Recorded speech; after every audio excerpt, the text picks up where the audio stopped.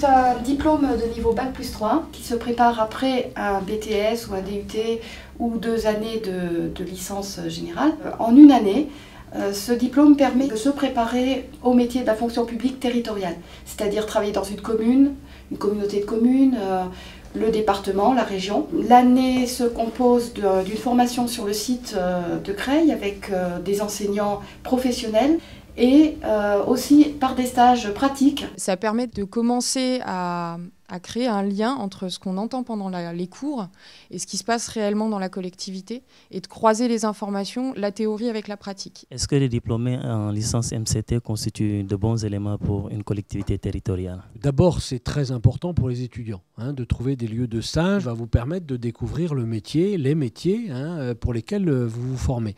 Mais c'est aussi important pour la collectivité parce que le plus souvent, quand on a accueilli des stagiaires comme vous, ça oblige la collectivité à réfléchir aussi sur les méthodes de travail, sur les modes de travail, parce que souvent ces jeunes étudiants nous font part aussi de leurs remarques sur de leur vision des choses, et donc c'est forcément un enrichissement pour la collectivité. Nous avons un bel exemple à Montataire avec Catherine Giardina que nous avons recrutée et qui est en charge de toute la formation dans notre ville aujourd'hui.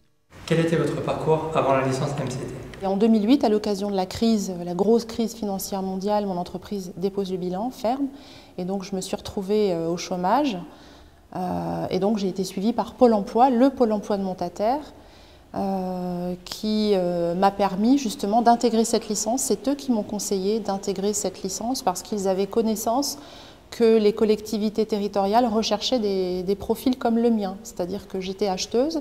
Et les marchés publics étaient un secteur dans les collectivités territoriales qui recrutait beaucoup à l'époque. J'ai effectué mon stage de licence au service marché public de la direction des services techniques en 2010. Et tout de suite à la fin de mon stage, j'ai été recrutée et intégrée en tant que fonctionnaire dès l'obtention de l'examen. Donc en fait, cette licence m'a apporté toutes les connaissances de base nécessaires à l'entrée dans la fonction publique territoriale. J'ai pu réorienter ma carrière.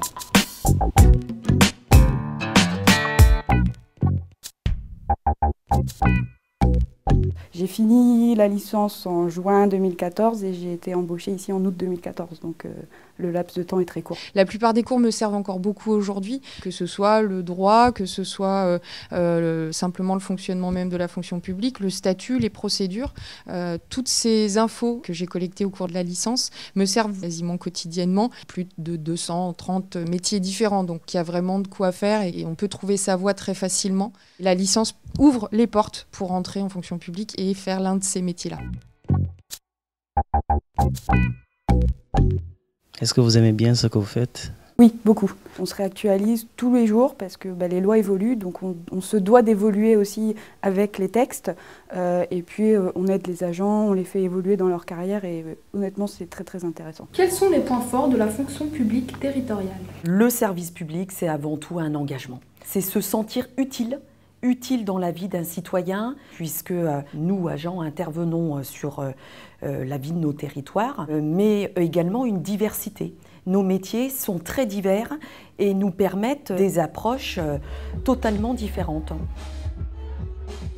Et puis, un travail avec de nombreux acteurs, puisque nous intervenons aussi bien en direct auprès des habitants qu'auprès de différentes institutions, des institutions publiques, des institutions privées, et nous intervenons au contact direct avec les élus de la collectivité qui mettent en œuvre un programme politique que nous appliquons au quotidien. Je dirais donc, en résumé, des collectivités justement mettent en œuvre des partenariats avec l'IUT de Creil pour pouvoir collaborer avec les jeunes et également leur permettre d'accéder aux emplois publics.